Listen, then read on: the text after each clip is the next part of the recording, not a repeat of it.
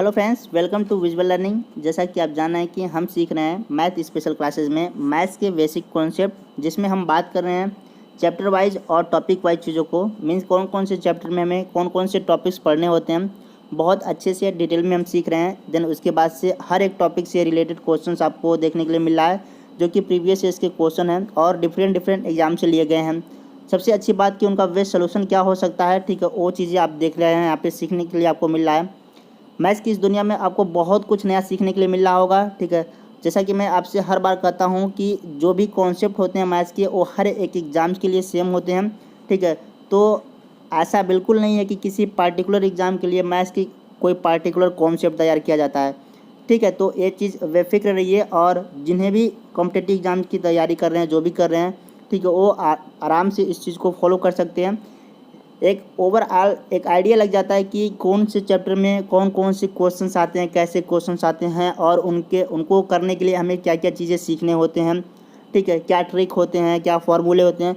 बहुत सारी चीज़ें यहाँ पे देखने के लिए आपको मिल रहा होगा, ठीक है। तो सबसे पहले हम जिस चैप्टर की बात कर रहे हैं वो क्या है, नंबर सिस्टम। नंबर सिस्टम से अभी तक आप 5 कॉन्सेप्ट सीख चुके हैं, जो कि बहुत ही अच्छे कॉन्सेप्ट हैं, जो हर एग्ज़ाम में आप उसका यूज़ कर सकते हैं। आज बात हम करेंगे कॉन्सेप्ट नंबर 6 की, और बहुत दिनों से वीडियो इसलिए नहीं मिल पा रही है हेल्थ इशू के कारण, ठीक है। अब लगभग हेल्थ ठीक ठाक है, तो आपको वीडियो मिलता रहेगा। चलिए स्टार्ट करते हैं और देखते हैं कि कॉन्सेप्ट नंबर 6 में हम क्या सीखते हैं और क्या नई चीज़ है और इसके क्वेश्चंस कैसे बनते हैं। कॉन्सेप्ट नंबर 4 में हमने देखा था, जो क्वेश्चन थे वो डिवीजन से रिलेटेड थे, और वो डिवीजन लॉन्ग डिवीजन मेथड पे बेस्ड था, जिसमें हमने सीखा था कि एक सिंगल डिविडेंड हुआ करता था, जिसको एक डिवीजर क्या करता था, डिवाइड करता था, जिसकी मदद से हमें एक क्वोशेंट और एक रिमाइंडर मिलता था, जिसको हम रियल रिमाइंडर या टोटल रिमाइंडर बोलते थे। फिर इनके कॉम्बिनेशन से एक फार्मूला तैयार किया गया था, बहुत अच्छे से डिटेल में हमने बहुत कुछ सीखा था। अब देखिए कॉन्सेप्ट नंबर 4 में क्या होगा, क्या चेंजिंग होगी। अगर आपसे बोला जाए कि एक जो डिवीजर है, इस डिवीजर की जगह पे इसके फैक्टर दे रखे होते हैं, समझ पा रहे हैं। अब ये फैक्टर दे रखे हैं, ठीक है, और आपसे बोला जाएगा कि ये फैक्टर के मदद से डिवीजन के प्रोसेस को आगे बढ़ाइए और टोटल रिमाइंडर या रियल रिमाइंडर को फाइंड आउट करिए। तो क्वेश्चंस के लैंग्वेज भी बिल्कुल अलग हो जाएंगे और अलग टाइप का क्वेश्चन भी बन जाएगा, और उस वहाँ पे हम ये लॉन्ग डिवीजन मेथड से फाइनल रिमाइंडर या टोटल रिमाइंडर तक नहीं पहुँच पाएंगे, समझ पा रहे हैं। तो वहाँ पे हम यूज़ करते हैं किसको, ठीक है, यहाँ पे फैक्टराइजेशन मेथड का यूज़ करते हैं। क्लियर हो रही बात। देखिए डिविडेंड तो सेम होगा, डिविडेंड तो सेम होगा, और इसको डिवाइड कौन करेगा, पहला फैक्टर डिवाइड करेगा, जिसको हम फर्स्ट फैक्टर या फर्स्ट डिवीजर बोलते हैं। इस तरह से यहाँ पे कोई क्वोशेंट मिलेगा हमें और कुछ ना कुछ रिमाइंडर मिलेगा।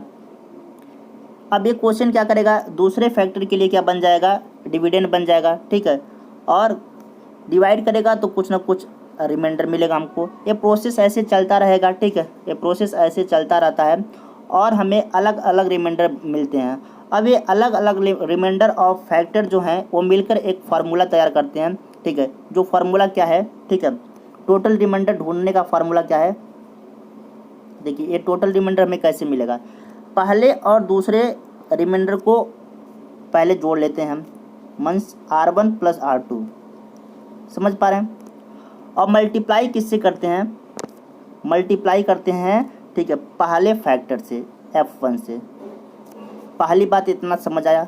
फिर आगे क्या बढ़ता है, ठीक है, आगे बढ़ता है भाई, प्लस लगाते हैं और नेक्स्ट रिमाइंडर जो है उसको ऐड करते हैं।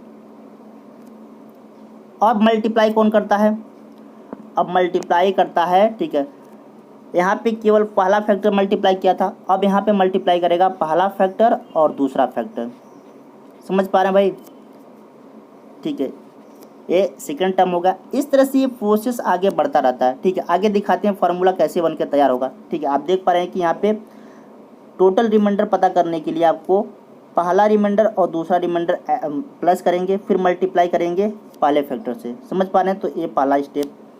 फिर यहाँ पे प्लस तीसरा रिमाइंडर जोड़ेंगे और इसमें मल्टीप्लाई करेंगे पहले फैक्टर और दूसरे फैक्टर से, फिर प्लस चौथा रिमाइंडर करेंगे और इसमें मल्टीप्लाई करेंगे पहले फैक्टर, दूसरे फैक्टर, तीसरे फैक्टर से, ऐसे चलता रहेगा ये प्रोसेस, समझ पा रहे हैं। अब आगे कहानी आप समझ पा रहे होंगे कि यहाँ पे प्लस लगाकर हम पांचवा रिमाइंडर जोड़ते हैं और उसमें मल्टीप्लाई करते हैं पहला फैक्टर, दूसरा फैक्टर, तीसरा फैक्टर और चौथे फैक्टर का, समझ पा रहे हैं भाई। तो ये फार्मूला बहुत मुश्किल नहीं है, बहुत आसान है। अब एग्जाम्पल्स की मदद से हम आपको पूरी कहानी को समझाने की कोशिश करते हैं। एग्जाम्पल हमारे पास क्या है, ठीक है। फर्स्ट एग्जाम्पल हम लेते हैं।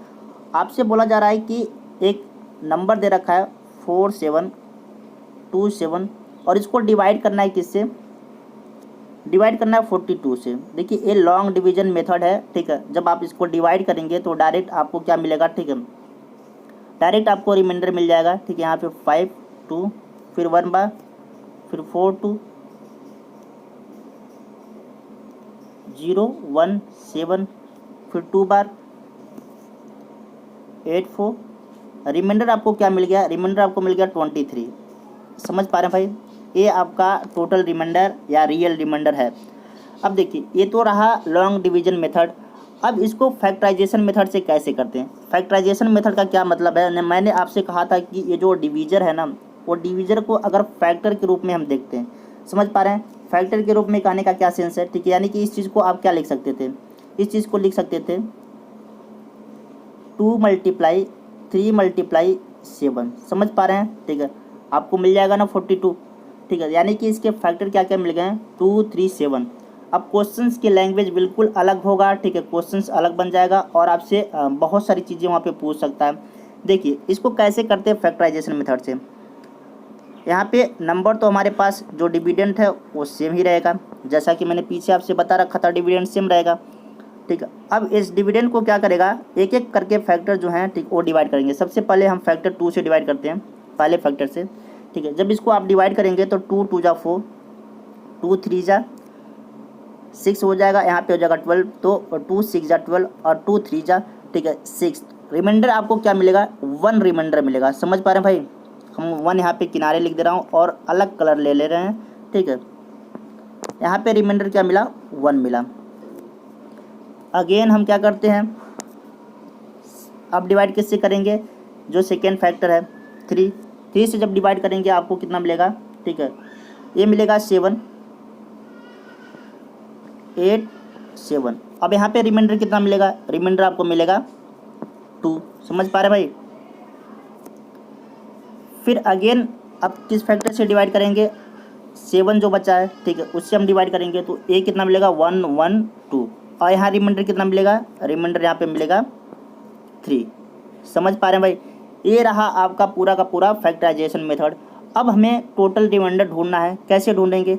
देखिए मैंने आपसे कहा था कि स्टार्टिंग के जो पहले और दूसरे रिमाइंडर है उसको ऐड कर लेते हैं, ठीक है, पहला और दूसरा रिमाइंडर ऐड कर लेते हैं, ठीक है। तो टोटल रिमाइंडर ढूंढने के लिए आप क्या करेंगे, ठीक है, फर्स्ट और जो सेकेंड रिमाइंडर है यानी कि 1 + 2 को ऐड करेंगे। अब इसमें मल्टीप्लाई किसका करना होता है, मल्टीप्लाई करना होता है पहले फैक्टर का।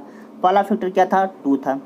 समझ पा रहे हैं, आगे बढ़ते हैं, फिर प्लस करते हैं और ऐड कर लेते हैं किसको, तीसरे रिमाइंडर को। तीसरा रिमाइंडर क्या था, देखिए तीसरा रिमाइंडर 3 था। और फिर ये मल्टीप्लाई करेगा किससे, पहले फैक्टर और दूसरे फैक्टर से। पहला फैक्टर क्या था, पहला फैक्टर आप देख पा रहे हैं कि 2, दूसरा फैक्टर क्या था 3। समझ पा रहे भाई। अब बस इतनी हमारी कहानी ख़त्म हो गई, रिमाइंडर यहाँ पे ख़त्म, रिमाइंडर का यूज़ कर लिया, कहानी ख़त्म। अब देखिए इसको सॉल्व करते हैं और टोटल रिमाइंडर हमको मिल जाएगा, ठीक है। आप देख पा रहे हैं कि यहाँ पे 1 और 2 2 जा क्या हो जाएगा 4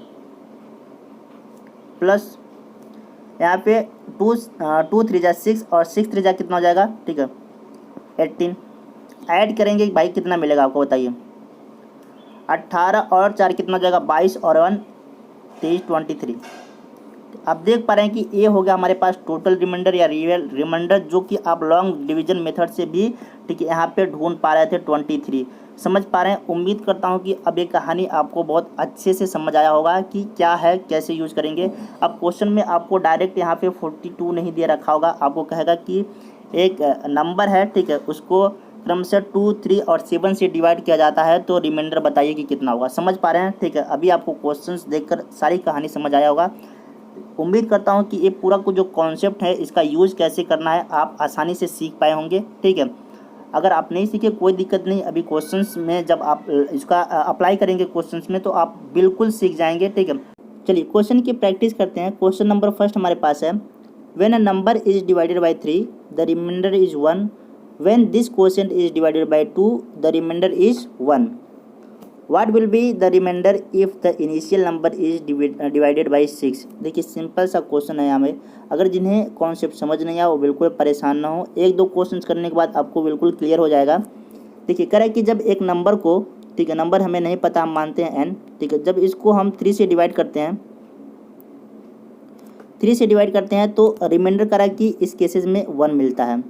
ठीक है भाई, रिमाइंडर मिल रहा है तो क्वोशिएंट भी मिल रहा होगा, क्वोशिएंट को हम मान लेते हैं q1। ठीक है, अब कह रहा है कि इस क्वोशिएंट को 2 से जब डिवाइड करते हैं तो रिमाइंडर कह रहा है कि फिर 1 मिलता है। यहाँ पे क्वोशिएंट मिल रहा होगा। कह रहा है कि जब इस इनिशियल नंबर को, ठीक है, यानी कि इस n को अगर हम 6 से डिवाइड किए होते हैं, ठीक है, 6 से डिवाइड किए होते हैं तो रिमाइंडर क्या मिला होता, समझ पा रहे हैं? ये चीज़ हमसे पूछा जा रहा है। ज़रा देखिए इस 6 का जो फैक्टर है वो क्या क्या है। ठीक है, आप कहेंगे कि 3 और 2 है कि नहीं, यानी कि इस केसेस में हम क्या कर सकते हैं, इस डिवाइड के प्रोसेस में हम फैक्टराइजेशन मेथड का यूज कर सकते हैं, जो कि हमने ऑलरेडी यहाँ पे लिख रखा है। अब टोटल रिमाइंडर पता करने के लिए आप जानते हैं कि अभी आपने सीखा क्या होता है फार्मूला। ठीक है, जो इनिशियल नंबर होते हैं, जो स्टार्टिंग के जो रिमाइंडर होते हैं, जो स्टार्टिंग के 2 रिमाइंडर होते हैं, ठीक है, उनको हम जोड़ते हैं और मल्टीप्लाई करते हैं किससे, ठीक है, पहले वाले डिविजर से। पहला वाला डिविजर क्या है, 3। ठीक, हमारे पास रिमाइंडर 2 ही हैं, यहीं पे प्रोसेस ख़त्म हो जा रहा है। अगर रिमाइंडर और होता तो ये प्रोसेस और आगे बढ़ता है, समझ पा रहे हैं? ठीक है, अब यहाँ पे देख पा रहे हैं कि इसको सॉल्व करेंगे तो यहाँ पे 3 हो जाएगा और 3 और 1 कितना हो जाएगा, 4। यानी कि टोटल रिमाइंडर या रियल रिमाइंडर आप क्या मिल गया, 4 मिल गया। ऑप्शन नंबर क्या दिख रहा है, ऑप्शन नंबर यहाँ पे देख पा रहे हैं कि बी सही हो जाएगा। उम्मीद करता हूँ कि आप समझ पाए होंगे। अगर नहीं समझ आया तो एक आध क्वेश्चन और ट्राई करते हैं हम। चलिए नेक्स्ट क्वेश्चन देखते हैं। क्वेश्चन नंबर सेकंड हमारे पास है, कह रहा है कि जब किसी नंबर को 4 और 5 से डिवाइड करते हैं तो रिमाइंडर हमें क्या मिलता है, 1 और 4। कह रहा है कि अगर नंबर को हम 5 और 4 से डिवाइड करते हैं तो रिमाइंडर क्या मिलेगा। देखिए सबसे पहले हम टोटल रिमाइंडर फाइंड आउट कर लेते हैं। ठीक है, जब 4 से डिवाइड करते हैं, जब 4 से डिवाइड करते हैं तो यहाँ पे q1 मिलता होगा और रिमाइंडर यहाँ पे क्या मिल रहा है, कह रहा है कि 1 मिल रहा है। समझ पा रहे हैं भाई? 5 से डिवाइड करते हैं तो यहाँ पे q2 मिल रहा होगा और रिमाइंडर क्या मिल रहा है, 4 मिल रहा है। टोटल रिमाइंडर हम ढूंढ लेते हैं। आप जानते हैं टोटल रिमाइंडर कैसे निकालेंगे, स्टार्टिंग के जो दोनों रिमाइंडर है उनको प्लस करते हैं, 1 + 4 और मल्टीप्लाई पहले फैक्टर से। पहला फैक्टर क्या है, 4। ठीक है, इस तरह से क्या आ गया, 4 × 4 = 16 और 1 17। यानी कि जो रियल रिमाइंडर है जो कि 20 से डिवाइड करने के बाद आता होगा, ठीक है, 4 और 5 = 20, वो कितना होता होगा, ठीक है, 17 आता होगा। समझ पा रहे हैं? अब कह रहा है कि जो 20 के जो फैक्टर है ना, 20 के जो फैक्टर हैं उस फैक्टर को, इस फैक्टर के ऑर्डर को चेंज कर लीजिए। मीन्स अब 5 और 4 से डिवाइड करके चेक कीजिए कि रिमाइंडर क्या आ जाएगा। देखिए अब हमारे पास ये रिमाइंडर ही तो बचा है। ठीक है, इसके आगे का जो प्रोसेस है रिमाइंडर से स्टार्ट कर लेते हैं। क्लियर हो रही बात? ठीक है, अब देखिए डिवाइड के प्रोसेस को, ठीक है, जैसे मान लीजिए यहाँ पे 20 है, 20 से डिवाइड करने के बाद कह रहा है कि जो रिमाइंडर है वो आ रहा है 17। अब 17 जो आ रहा है, ठीक है, आगे के प्रोसेस को हम क्या करते हैं, ठीक है, इसके फैक्टर 5 और 4 से डिवाइड करके चेक कर लेते हैं कि कितना आ रहा है। समझ पा रहे हैं? क्योंकि नंबर के बारे में तो हमें कोई जानकारी है नहीं। क्लियर हो रही बात? तो अब देखिए इसको कैसे करेंगे आप, बिल्कुल आसान है। ठीक है, अब यहाँ पे 17 को सबसे पहले आप 5 से डिवाइड करेंगे तो 5 × 3 कितना हो जाएगा, 15 और रिमाइंडर आपको क्या मिलेगा, 2। ठीक है, अब 4 से डिवाइड करेंगे तो ये 0 बार डिवाइड होगा। ठीक है, और यहाँ पे रिमाइंडर क्या मिल जाएगा, 3। तो 5 और 4 से डिवाइड करने के बाद रिमाइंडर आपको क्या मिल रहा है, 2 और 3। ऑप्शन नंबर क्या दिख रहा है, ऑप्शन नंबर दिख रहा है सी, जो कि क्या है, 2 और 3। उम्मीद करता हूँ कि ये चीज़ आप समझ पाए होंगे कि कैसे किया गया है। चलिए नेक्स्ट क्वेश्चन देखते हैं। क्वेश्चन नंबर 3 हमारे पास है, when a number is divided by digit 2, 3 and 7 in sequence, the remainders is 1, 1 and 6 respectively, what will be the remainder when the number is divided by 42। अब जरा देखिए, कह रहे कि 42 से डिवाइड करने के बाद हमें रिमाइंडर क्या मिलेगा। अब ये 2, 3 and 7, ठीक है। ए फैक्टर किसके हैं? ए फैक्टर है भाई 42 के। समझ पा रहे हैं? हम इनसे जो रिमाइंडर मिल रहा है टोटल कर लेते हैं, वही रिमाइंडर क्या हो जाएगा 42 से डिवाइड करने के बाद आएगा। समझ पा रहे भाई? तो लगाते हैं क्या चीज़, फैक्टराइजेशन मेथड। देखिए जब कोई नंबर को हम 2 से डिवाइड करते हैं तो यहाँ पे क्वेश्चन कुछ मिलता होगा और रिमाइंडर हमें क्या मिल रहा है, करें कि रिमाइंडर मिल रहा है, ठीक है 1। समझ पा रहे हैं?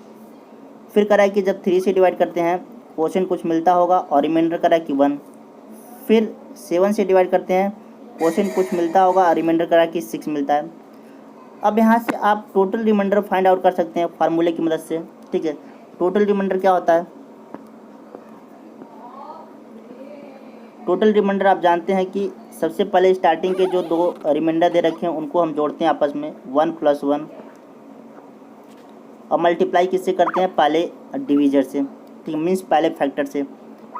ठीक है, फिर प्लस आगे बढ़ते हैं और जो थर्ड हमारे पास रिमाइंडर है उसको जोड़ते हैं और मल्टीप्लाई किससे करते हैं, पहले फैक्टर और दूसरे फैक्टर से, मीन्स 2 × 3। अब सॉल्व कर लेते हैं, रिमाइंडर ख़त्म, हमारा प्रोसेस ख़त्म यहीं पे।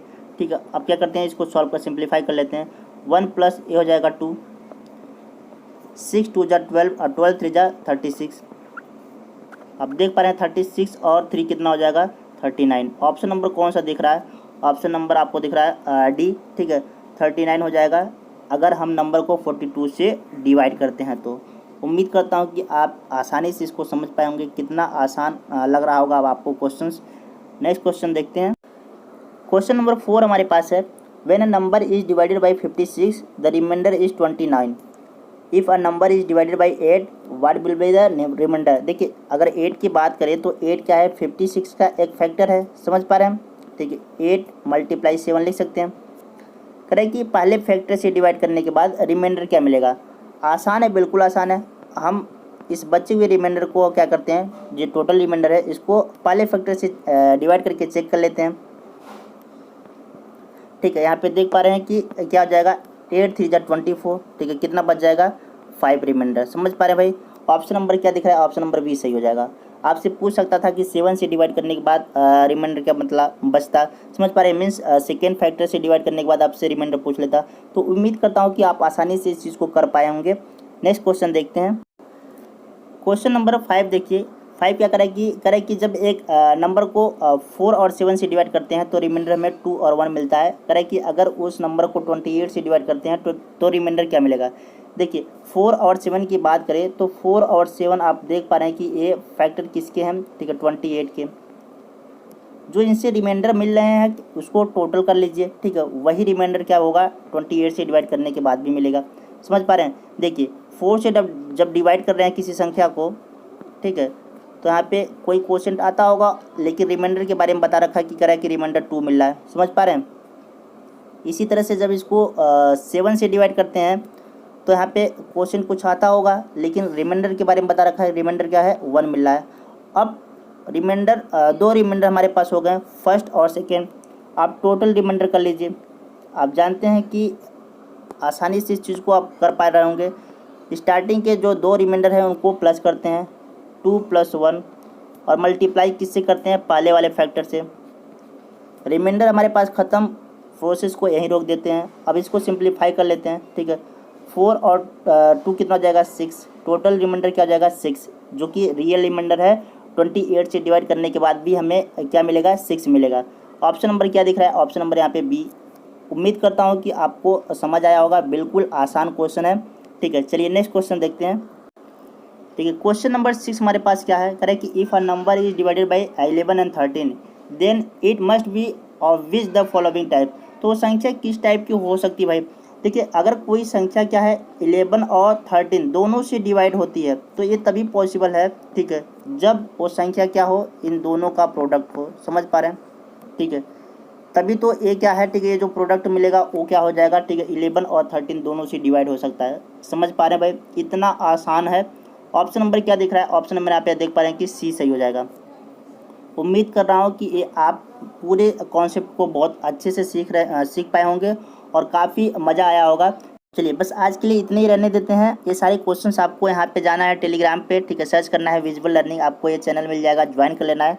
सारे PDF आपको वहाँ पे अपलोड कर दिए गए हैं, आप वहाँ से डाउनलोड करके प्रैक्टिस कर सकते हैं। इसके अलावा आप फेसबुक और इंस्टा पे फॉलो कर सकते हैं, ठीक है। और आप अगर चैनल पे नए हैं तो इसको सब्सक्राइब जरूर कर लें, ठीक है। जल्दी ही मिलते हैं एक नए कॉन्सेप्ट के साथ। बहुत इंटरेस्टिंग कॉन्सेप्ट है जो कि हर एक एग्ज़ाम के लिए इम्पोर्टेंट है। चलिए बस आज के लिए इतने रहने देते हैं, तब तक के लिए okay, bye bye, take care, जय हिंद, जय भारत, जय मातृभूमि।